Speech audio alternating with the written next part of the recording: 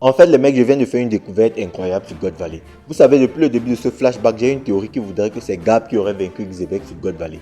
Et bien entendu, cette théorie ne vient pas de nulle part étant donné qu'elle s'appuie quand même sur des arguments qui, bien que ne sont pas extrêmement précis, mais existent quand même, notamment le fait que Loki avait dit à Yarla là-bas Bansim qu'il ne voulait rien avoir à faire avec son père, étant donné que son père savait que c'est le gouvernement mondial qui avait tué Rox Xebec, mais son père fait tout pour faire ami avec le gouvernement mondial. Du coup, étant donné que la marine c'est le corps armé du gouvernement mondial et que Gab fait partie de la marine, du coup, on pourrait donc penser que Loki faisait allusion au fait que c'est Gab qui aurait vaincu Rox Xebec sur God Valley. C'est donc ça, entre autres, l'un de mes arguments qui me fait dire que c'est Gab qui aurait vaincu Xebec sur God Valley. Du coup, c'est quoi ma découverte incroyable? Eh bien, vous voyez ce mec-là qui est en train de pleurer lors de l'arrivée de Gab sur God Valley dans le chapitre 1160.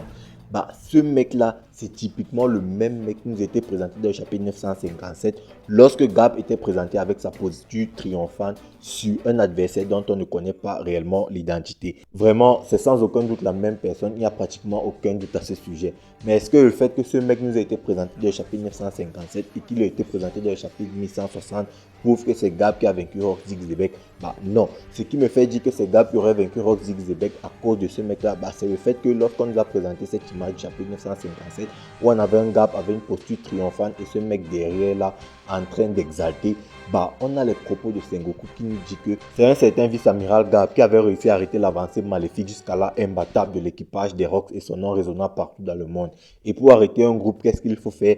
Très généralement, il faut réussir à neutraliser et à vaincre la tête du groupe. Du coup, c'est pourquoi, à mon avis, c'est donc Gab qui aurait vaincu Rox Xebec sur God Valley. Et puis, dites-vous aussi un truc. Pourquoi est-ce qu'on ne nous avait pas montré le visage de cet adversaire que Gab avait vaincu dans le chapitre 957? Si ce n'est que c'était parce que c'était Rox Xebec et qu'on ne voulait pas encore nous dévoiler le visage de ce dernier. Et puis, ça ferait un bon parallèle. Gab a vaincu autrefois Rox Xebec et Barbe Noire tient en captivité Monkey D. Gab, le mec qui avait autrefois vaincu son père.